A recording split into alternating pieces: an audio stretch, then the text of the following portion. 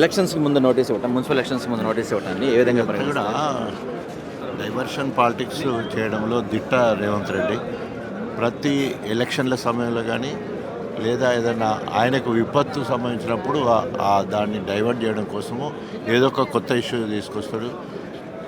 ఈరోజు సిట్, ఇంతకుముందు సిబిఐ, అంతకుముందు ఇట్లా రకరకాలుగా ప్రభుత్వ రంగ సంస్థలతోటి ఏదో రకంగా వేధించడమే లక్ష్యంగా కక్ష సాధింపు చర్యలు చేపట్టడం మనం చూస్తూ ఉన్నాం. నిజంగా 2.5 సంవత్సరాల్లో ఇచ్చిన హామీలన్నీ కూడా తొంగలు తొక్కి ఓన్లీ ఎట్లా కక్ష తీర్చుకోవాలి, ఆయన రెడ్ హ్యాండెడ్గా దొరికిన దొంగ, ఆయన జైలుకు పోయిన మాట వాస్తవం. మరి వీళ్ళందరూ పోవాలని ఒక్కరైనా దొరకబోతారని చెప్పేసి ఉట్టిగా అక్కడ ఏమి ఆధారాలు లేకుండా కూడా ఓన్లీ ఆరోపణలు చేస్తూ మరి ఈరోజు తెలంగాణ మొత్తం కూడా అగ్నిగుండంగా మారే పరిస్థితి కనబడుతూ ఉన్నది.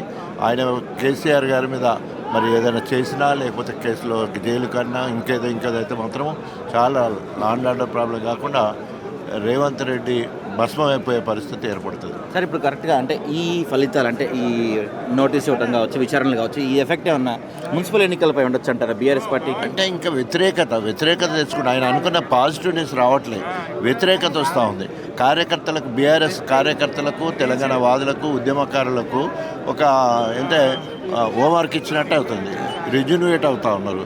మళ్ళీ ఆనాడు తెలంగాణ ఉద్యమం కోసం ఎట్లయితే కొట్లాడలో మళ్ళీ ఇప్పుడు అలాంటి వాతావరణం ఏ ఊర్లో చూసినా కూడా మరి గొప్పగా బీఆర్ఎస్ బలపడుతుంది, కానీ కాంగ్రెస్ ఎక్కడ బలపడట్లేదు. కాంగ్రెస్లో ఒక్క దగ్గర చేరికలు అనేది లేవు. చేరికలు అనేది బీఆర్ఎస్ పార్టీలో చేరికలు తప్ప కాంగ్రెస్లో అది దానికి బలం పెరిగేది ఉంటే, ఇంకేమన్నా ఏది ఉంటే, వాళ్ళు చేసే పనులు మంచిగా ఏది ఉంటే తప్పకుండా వాళ్ళకి చేరికలు అవుతాయి. ఎక్కడ చేరికలు లేవు. మొత్తం ఇప్పటికే కాంగ్రెస్ వాళ్ళు, బీజేపీ వాళ్ళు ఈరోజు మరి బీఆర్ఎస్ పార్టీలో జాయిన్ అవుతూ ఉన్నారు. వాళ్ళ నైతికంగా మద్దతు తెలియడం జరుగుతుంది.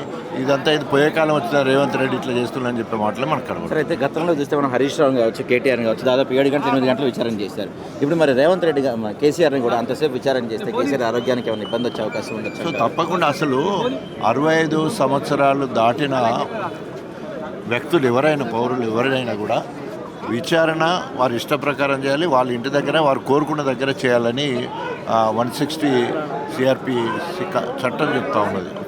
సుప్రీంకోర్టు గైడ్ లైన్స్ ఉన్నాయి. వాటన్నింటినీ తుక్కలోకి అధికారులు కావచ్చు, ప్రభుత్వం కావచ్చు ఈరోజు కక్ష సాధింపుగా చేసే పరిస్థితి మనకు కొట్టొచ్చినట్టు కనబడుతూ ఉన్నది.